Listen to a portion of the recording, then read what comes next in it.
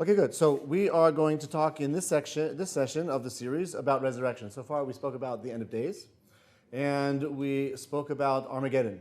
The end of days being the period in the world before the coming into fruition of the redemption, where towards the end of the period of end of days, the world is approaching its final stages. All of the issues and the tensions between spirituality and physicality, between the Torah and other beliefs, between the Jews and nations which oppose themselves to the Jews, all of that is resolved, and it finally comes to a head in the conflict between Gog and his coalition against Mashiach and the Jewish people, where ultimately the forces of God and the Torah and the Jewish people conquer. And that issues in the new era of the period of the Mashiach. Now, the question is, where does resurrection fit into that series of events? But regarding resurrection itself, several things have to be discussed. For example, what's the source for the Jewish idea of resurrection at all? It's a pretty far out idea. And as somebody mentioned, it almost seems in the realm of sci-fi. So, what's this idea here of resurrection? What are the sources that talk about it? And how do we reconcile, for example, the Jewish teaching of resurrection with that of reincarnation? We're also going to want to talk about how long the world's going to exist until resurrection actually occurs. And then more specific questions like, where is the resurrection going to take place? When is it going to take place? How is it going to take place? Who is going to be resurrected and who not? And if we have time, we're going to also get into more details, like how are the actual bodies resurrected from the grave, and in what order, and things like whether people who are alive at the time of resurrection, will they remain alive, or will they have to die and they be resurrected during the time of resurrection? When people are resurrected, are they going to be resurrected as they were when they died, or will they be resurrected in some other state? Will people recognize each other after resurrection? What about things like relationships between husbands and wives and parents and children? Will they continue after the resurrection? So these are some of the questions that we want to cover in the topic. But first things first. The first thing is exploring what are the sources for the Jewish belief in resurrection. So one source, there are many, one source is the prayer which we say every morning, which is Elokai, Neshama shenasata bi te'arai. God, you placed this pure soul within me. The prayer goes on to say, you will eventually take it from me and restore it within me in the time to come. So long as the soul is within me, I offer thanks to you, Master of the works, Lord of our souls. And then we conclude the blessing, blessed are you, O God, who restores souls to dead bodies. Right? You bring about, resuscitate the dead.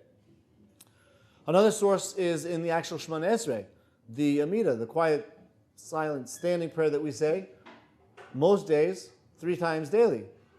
Sometimes on Shabbos even more, Rosh Hashanah Yom Kippur even more. Meaning every single day, several times a day, when the Jew recites the Amida, there is there in the second blessing this reference of God's bringing about the resurrection of dead. Baruch atah Hashem mechayeh mesim. We say there, God, we praise you, who resurrects the dead with great mercy and fulfills his trust to those who sleep in the dust. Who can be compared to you, King, who brings death and restores life and causes deliverance to spring forth. You are trustworthy to revive the dead. Blessed are you, God, who revives the dead. Okay? Again, a daily reference to the Jewish belief in resurrection. And somebody mentioned earlier that the Rambam includes among his 13 principles of faith the belief in the resurrection. If a person doesn't believe in, he denies any one of these 13 principles, that's tantamount to denouncing the faith. He's denying one of the major tenets of Judaism. And the Rambam writes explicitly in the 13th of the 13 principles, the belief in the resurrection of the dead. Where does this come from? What's the source for the Jewish belief in resurrection from verses? So in Yechezkel chapter 37, we find there a very detailed explanation of the resurrection.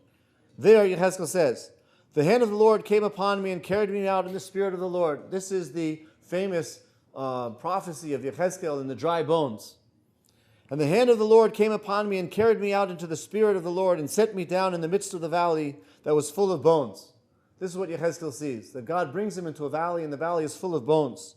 And he made me pass by them round about, and they were exceedingly many on the surface of the valley, and they were exceedingly dry. Then he said to me, Son of man, can these bones become alive?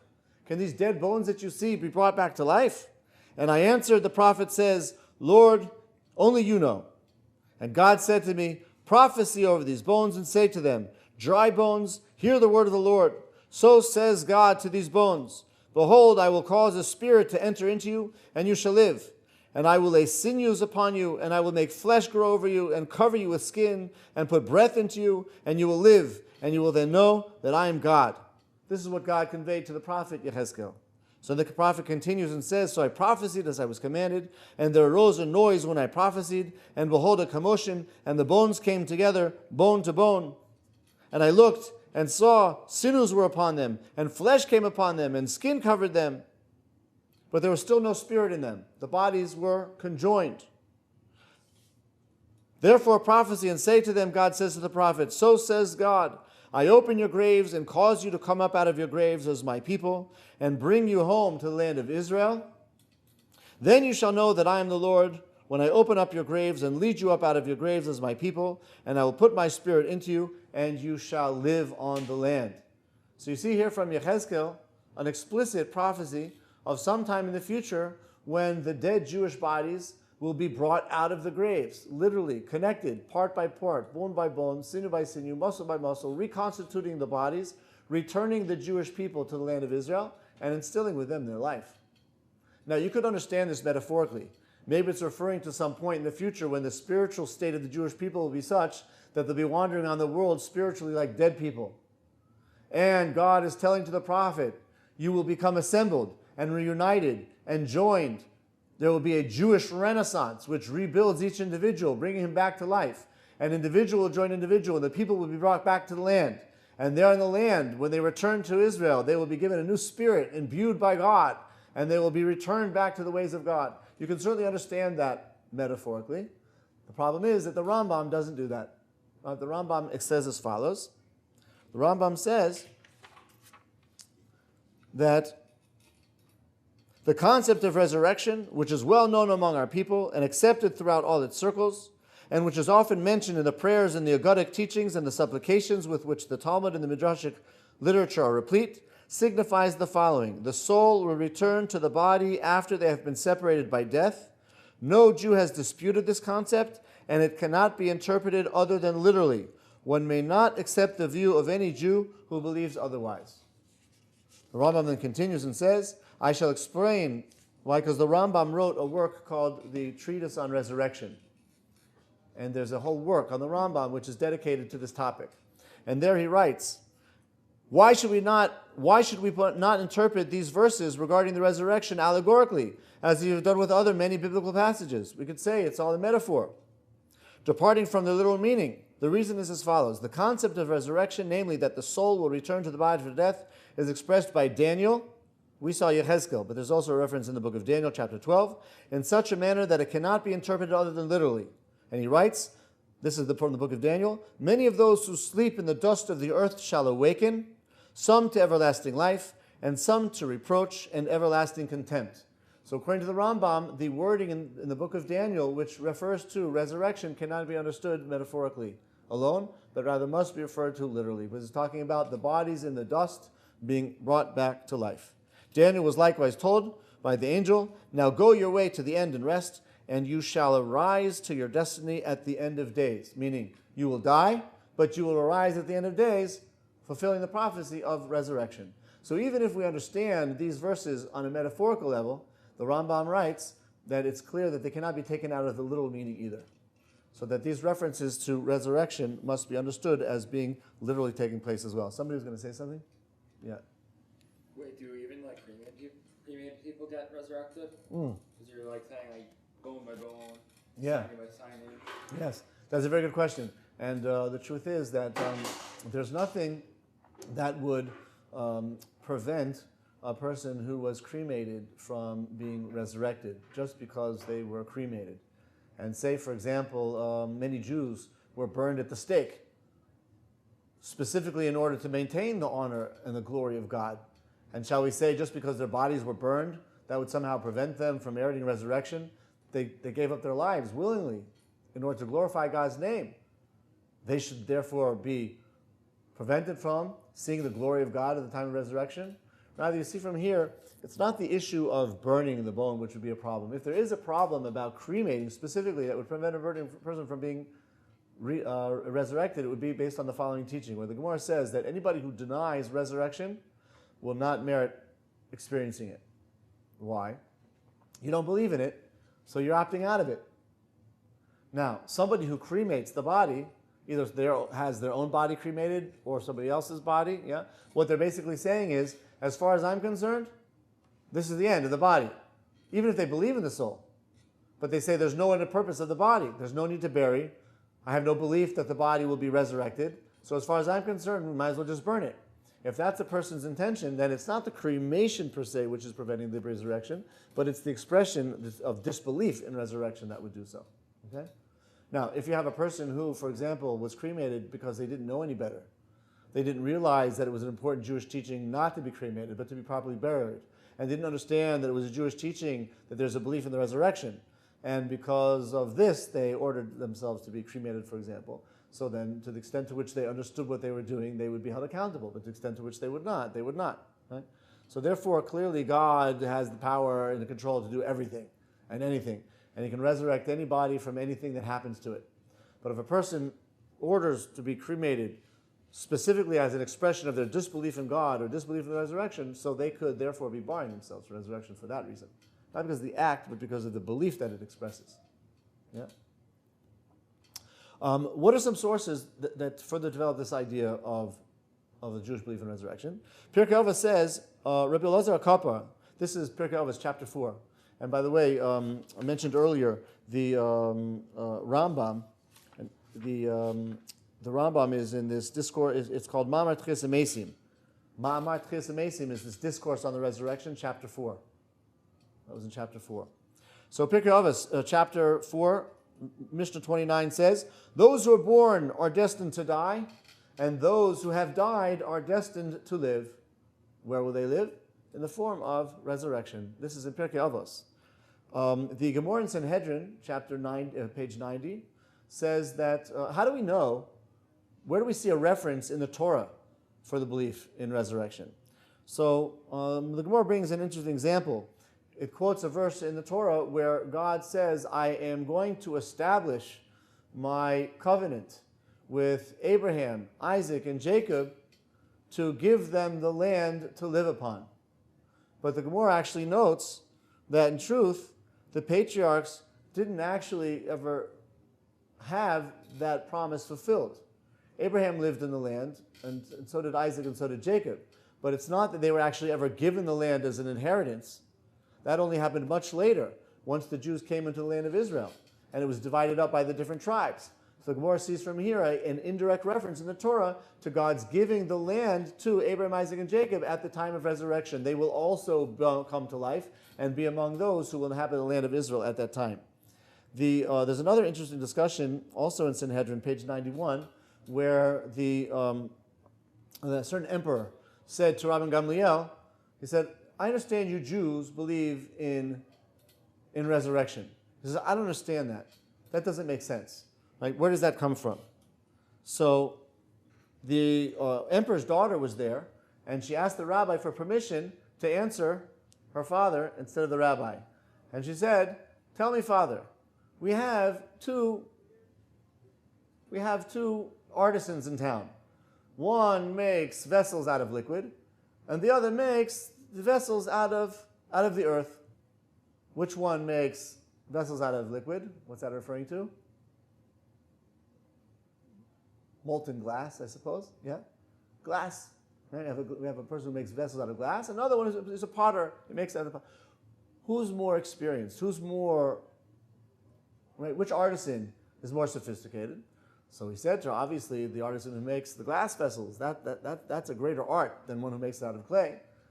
So she said as follows. She said, if God can create a human being out of liquid, right, then all the more so God will in the future be able to create bodies out of clay.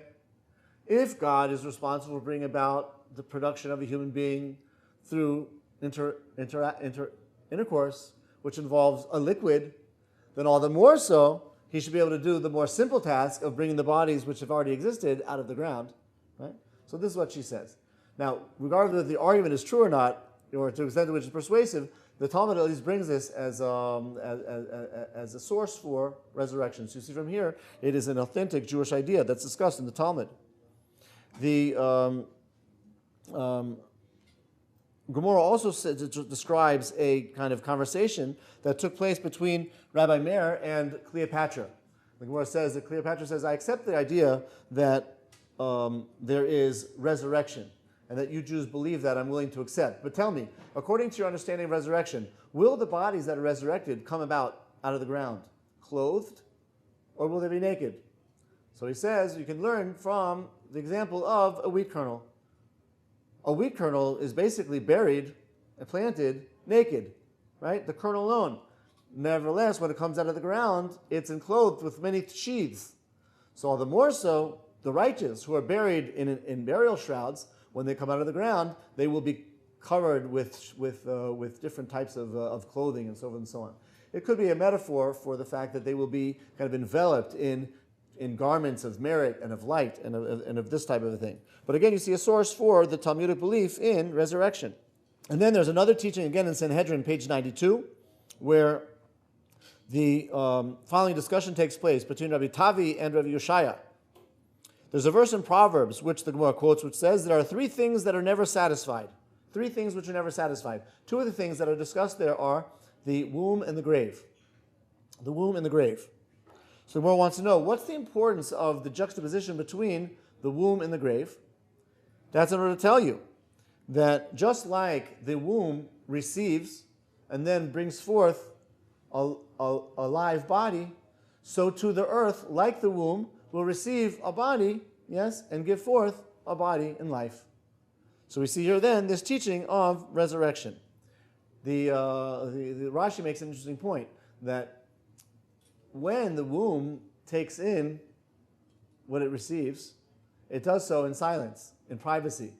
But nevertheless, it gives forth that life with great song and joy. People are very overjoyed at the birth of the new child. So if something like that takes place initially in silence and gives forth with great sound, so something which receives with great sound, that is the wailing of the mourners and so forth and so on, all the more so when that earth gives forth the body which just comes back to life, all the more so it will be accompanied by great sound, implying that the time of the resurrection is going to be a time of great sound and joy and laughter, and the sound of the shofar is going to go reverberating through the world in order to accompany this resurrection.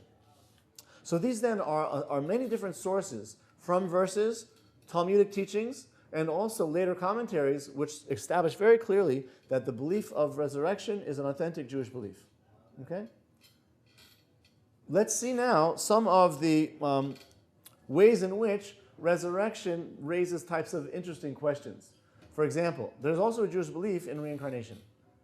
The Jewish belief in reincarnation is that the soul is brought down into the body. The person lives his life in this world, for good or for bad. Whatever judgment this person accrues upon himself is going to be reckoned with in the spiritual realm after a person dies.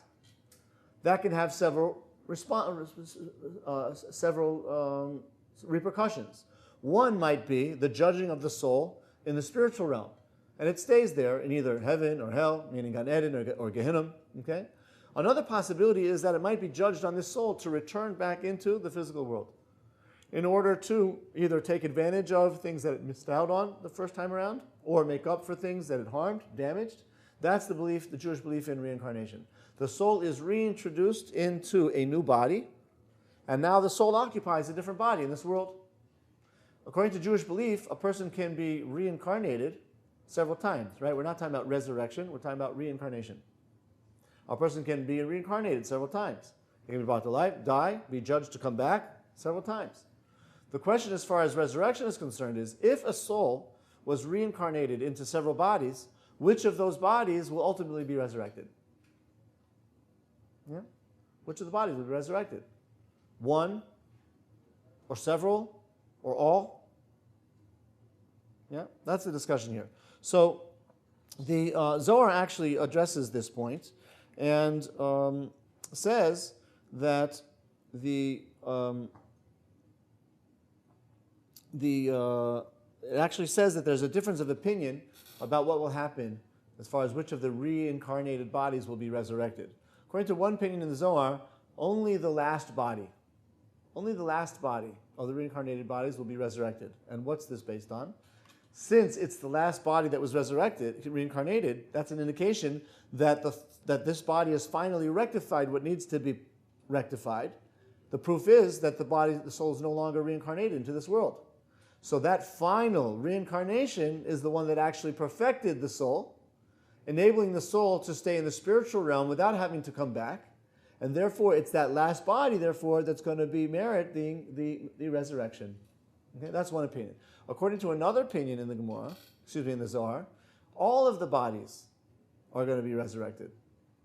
Yeah? And there's a discussion whether it really means all of them, or the point is any of the bodies that were involved in enabling the soul to progress. Because it could be that any particular reincarnation, one of the bodies, one of the people in which this soul might live, as it were, will actually cause more harm than good. But any body that contributed to the progress of this soul, which ultimately got it into the spiritual realm for good, not just the last body, but any of the bodies that helped along the way, they should also be resurrected as well. Okay? And the Arizal, one of the master Kabbalists of modern times, was actually of that opinion, that any of the bodies that were contributing to the soul's progress would be resurrected, will be resurrected. The question is, how can one soul occupy many different bodies? What's that going to be like?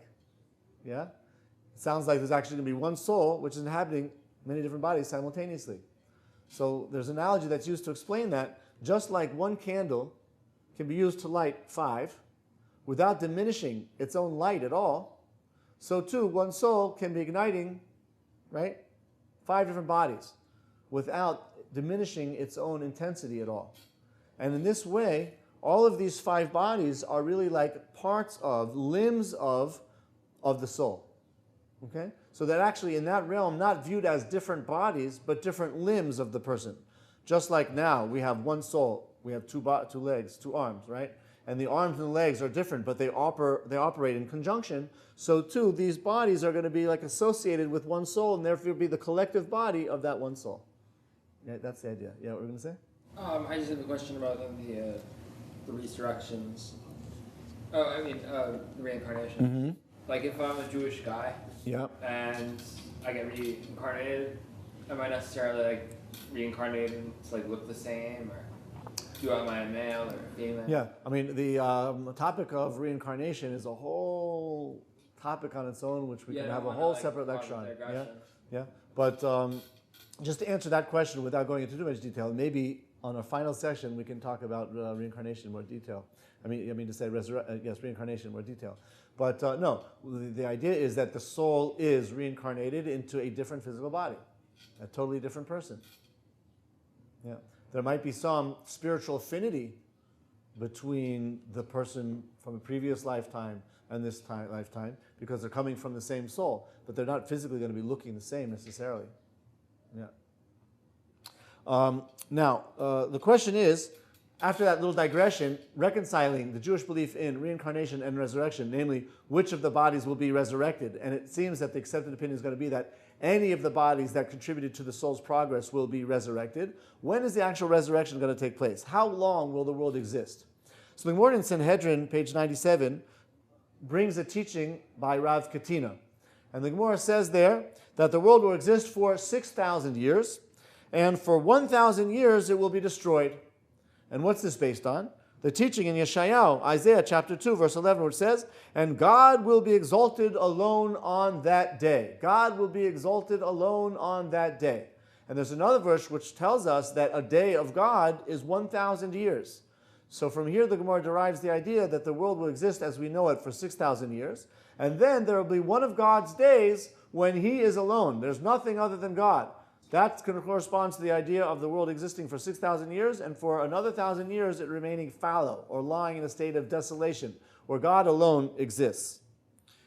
Some of the commentaries explain that what that means is literally that the world will exist for 6,000 years, and then it will be destroyed, and a state of nothingness will reign for another 1,000 years. Other commentaries explain it differently, though. What they mean to say is that the world as we know it, the physical world as we know it, will exist for 6,000 years. But after those 6,000 years, there will be a period of another 1,000 years where the world at that time is totally different than it is now. It's a totally different world than the one we know now. And in that respect, the world as we know it is destroyed. But that doesn't mean in a physical sense the world will cease to exist. What it means to say is a new period will be ushered in. This would be the Messianic era. And they explain that this 7,000 year would correspond to the 7th day of the week, or the 7th year of the agricultural cycle, which is the Shemitah. There will be a 7,000 year, which is like a Shabbos to creation. And it's during that that last 7,000th year that the world will go into a non-physical, more of like a spiritual state, similar to the way in which we say Shabbos is me'ein olam haba. Shabbos is a little expression of the world to come. So the 7th year becomes, right, the spiritual Shabbos of the world. When is this going to take place? When will the actual resurrection take place in terms of the sequence of events? We saw so far that the end of days in Armageddon, if they happen, are going to happen before the 6,000th year. Okay? Which means resurrection will also have to take place before that 6,000th year. It's going to be after the resurrection that we have this last 1,000 years, which is like that period of Shabbos for the world. So resurrection is going to have to take place sometime before that period.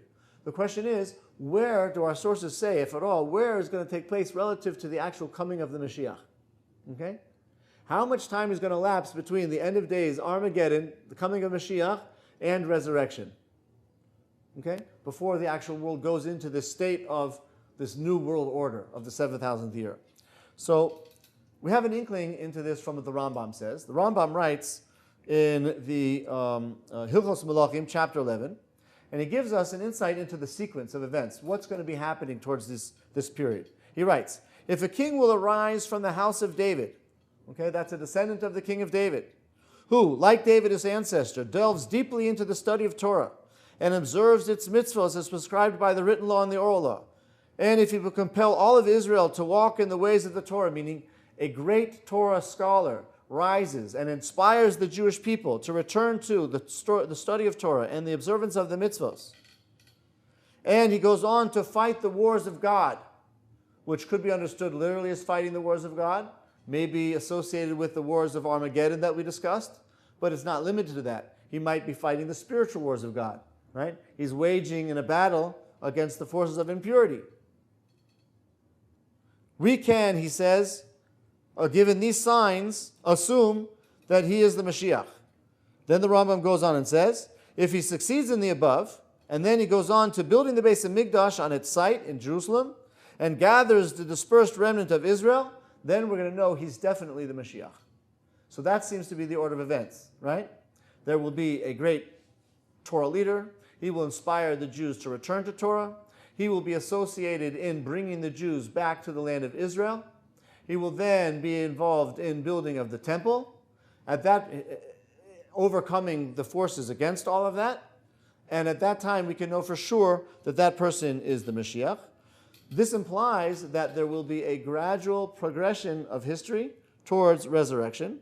Resurrection would then take place after all of that. For example, it says in Psalms chapter 147, he heals the brokenhearted and binds up their wounds.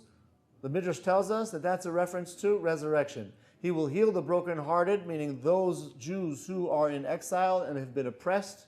He will heal that and bring them, right, bind up their wounds and bring them back to the land of Israel. And the Midrash says that's going to be specifically 40 years after the return of the exile. So according to this Midrash, the resurrection will take place 40 years after the return of Israel from the exile under the leadership of the Mashiach. The Gemara in Sanhedrin, page 99, also says that this Messianic era will last for 40 years, implying that, again, after 40 years, the resurrection will take place. That will conclude the Messianic era.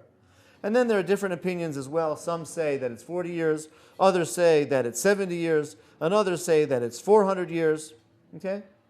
But in any case, you see that within 40, 70, or 400 years after the rebuilding of the temple, that will be the Messianic era.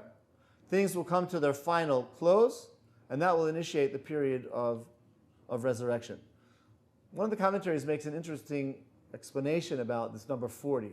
What is it about 40, right, that's significant regarding the period between the redemption and the resurrection?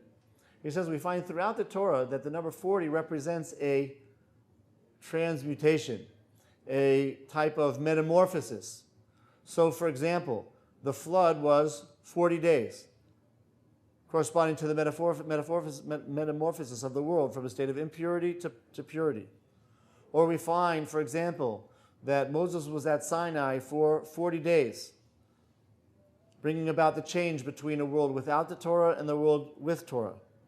Or a person is supposed to learn the Kabbalah, the Jewish mystical teachings, at the age of 40, representing his transition from going from the revealed Torah to the hidden Torah.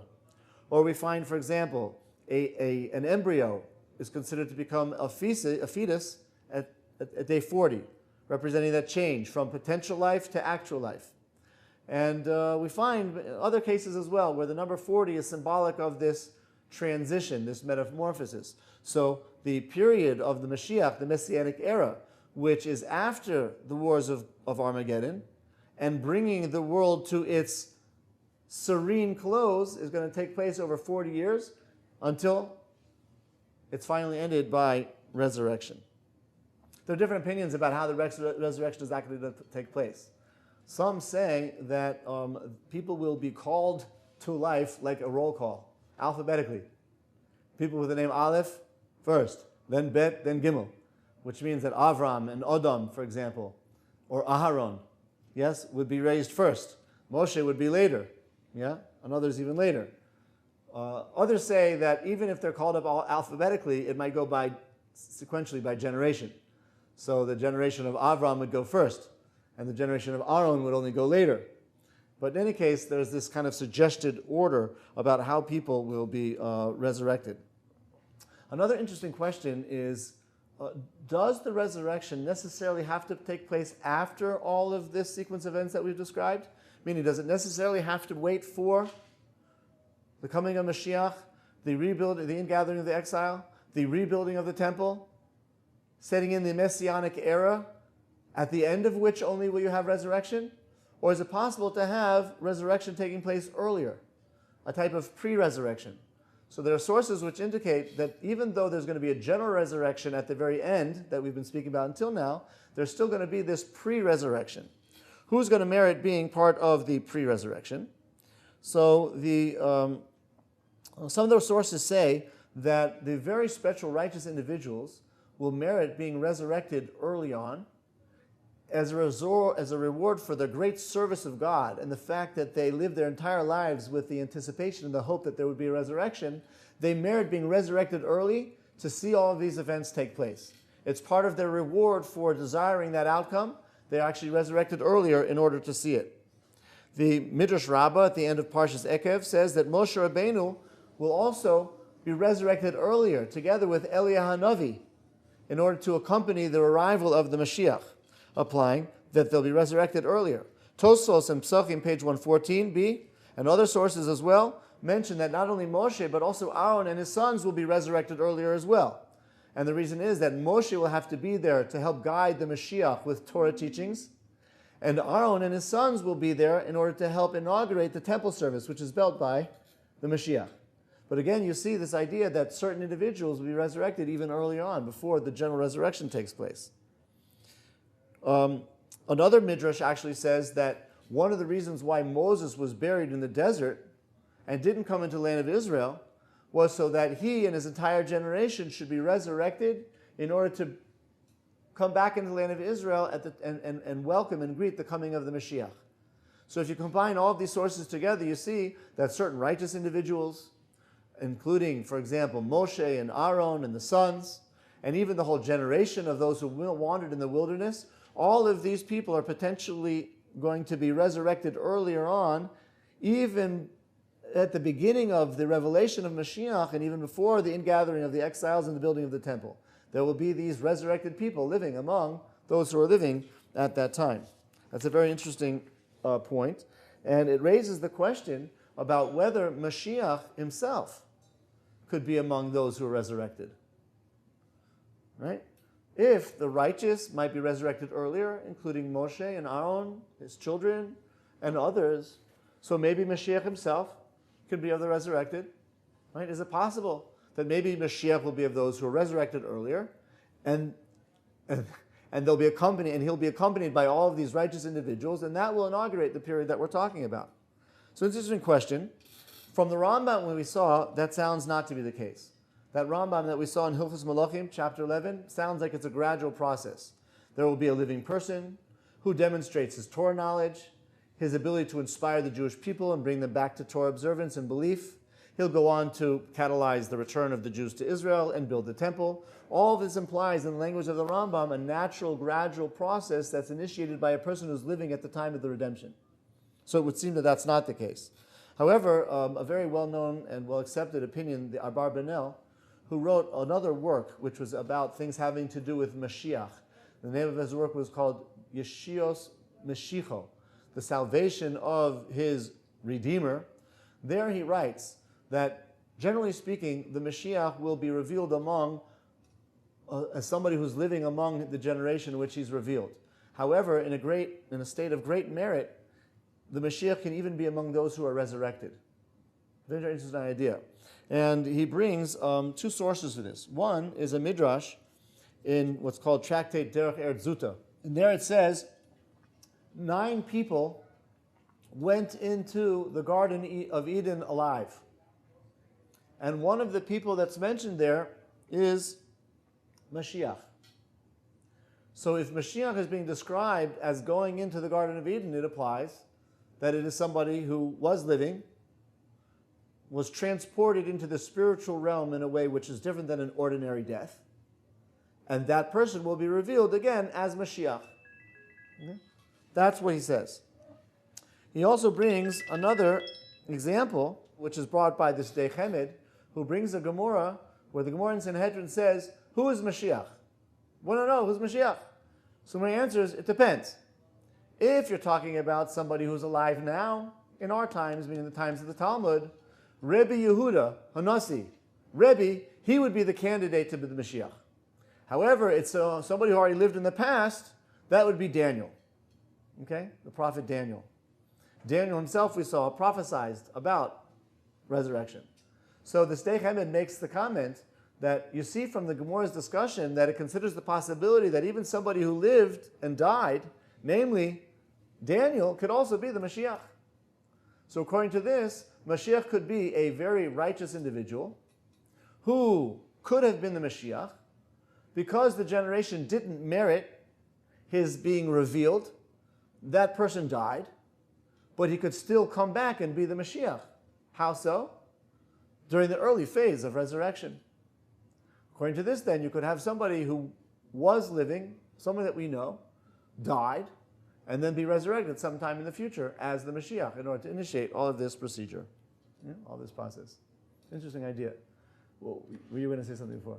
Oh, I mean, we got far past that, but I was going to ask, doesn't the Torah say we don't know where Moses was buried? Yes, that's true. Does the Torah, the Torah doesn't really swear it. Does the Torah bring that up in with regards to Moses' reincarnation? I don't know if I've seen that specific point discussed, but I guess the idea here would be it's true that we don't know where Moses was buried. But when Moses will be resurrected, right, he will come back to life and be revealed. He might be resurrected in a location which is different than where he's buried. We'll see. That resurrection actually involved that, right, coming out of the ground. How will he come to power again, though? If he says he's Moses, people think he's crazy. Oh, so maybe that's an interesting point. Maybe that's why the Midrash, or maybe it's for that reason that Moses will not be resurrected alone, but rather with Aaron and his sons, And according to one midrash, all of the members of the generation. So all of these people are testifying to the fact that, hey, this is Moses. This is Aaron.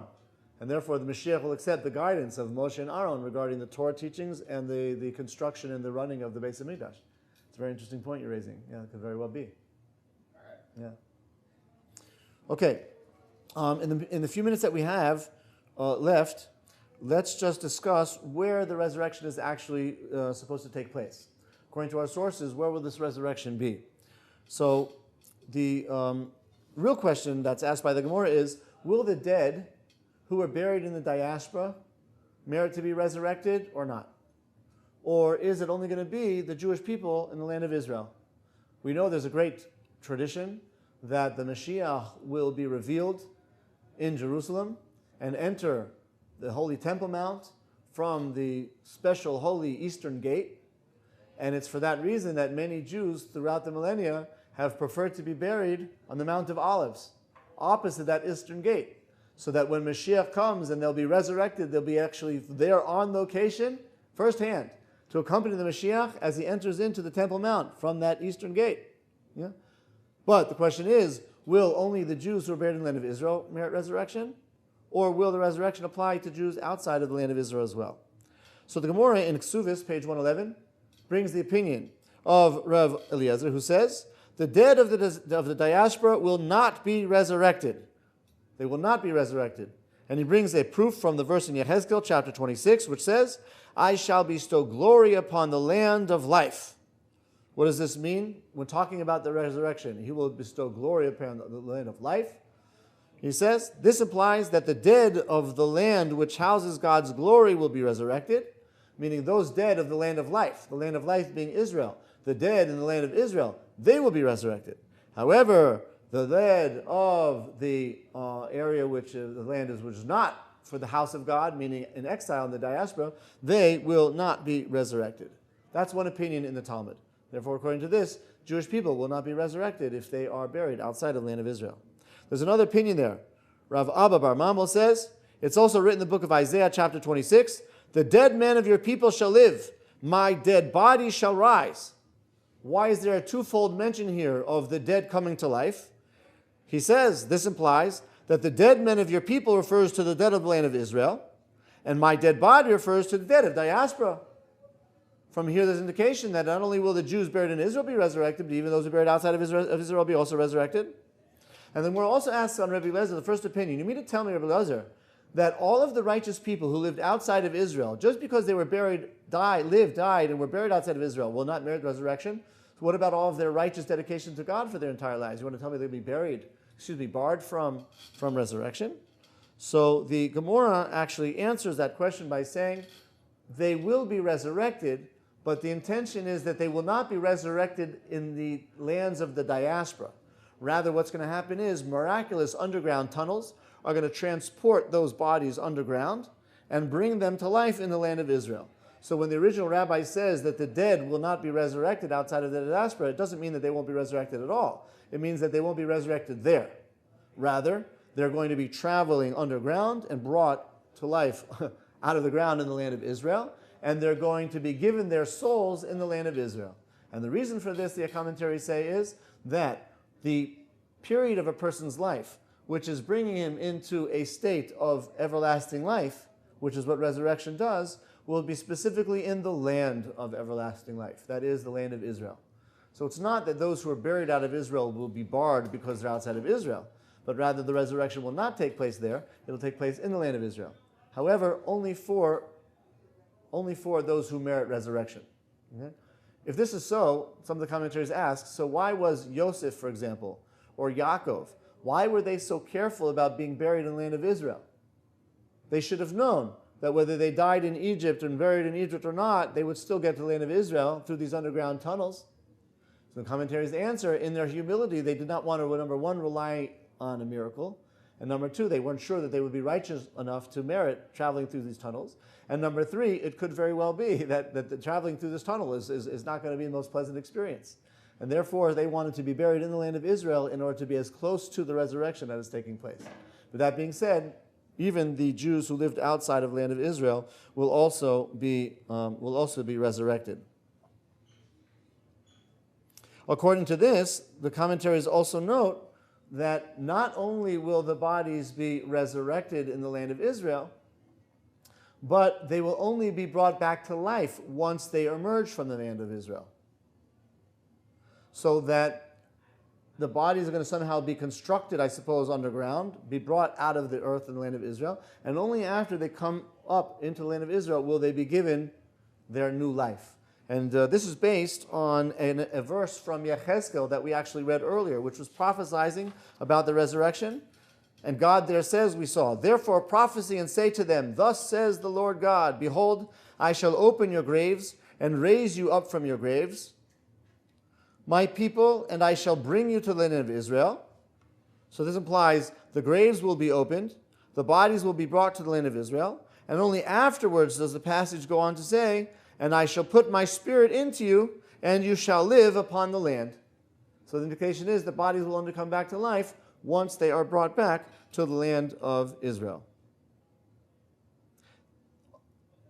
One of the commentators in the Gemara uses a verse in Isaiah chapter 42, which actually says explicitly, He gives a soul to the people upon the land, that God will restore the soul of people only once they're back in the land of Israel. Again, you can understand this metaphorically, that the Jewish people at some time in the future, approaching the end of days, will return to the land of Israel, almost like dead bodies, because spiritually speaking, they've wandered very far away from God. But once they're here, a new spirit will be reintroduced, introducing a Jewish observant renaissance, which we're experiencing nowadays, metaphorically. But the sources, the commentaries also understand that the sources are to be understood literally. Yes? That resurrection will also involve the bodies being brought back into the land of Israel. And we explained why, according to the Zohar, that the lives of people who are to live eternally should take place specifically in the land of Israel, which itself is the eternal homeland for the Jewish people. That being said, right, even though both the Jews who are in Israel and outside of Israel will be resurrected, the sources say that there's a sequence. And first the dead of Israel be resurrected, and only after will the dead of the diaspora be resurrected.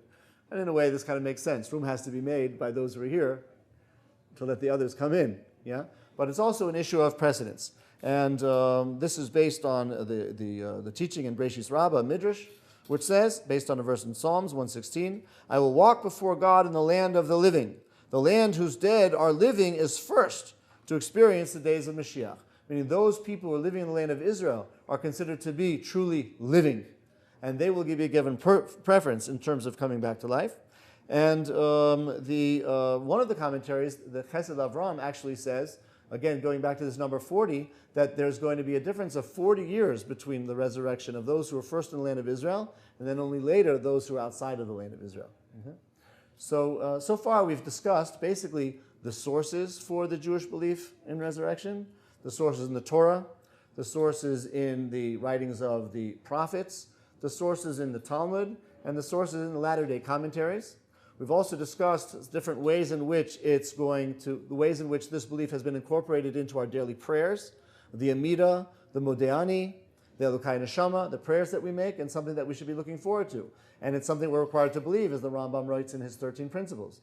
We saw details about how the resurrection is supposed to take place, and how we reconcile that, for example, with the Jewish belief in reincarnation, which of the bodies will be resurrected, when there will be a resurrection, how that fits into the scheme of events towards the end of days, and then some of the details about where, for example, it's going to take place, where the body in the land of Israel, outside of the land of Israel, whether the bodies are going to be resurrected alive, or first as bodies and then introduced to the soul. Right? That's been most of our discussion for today.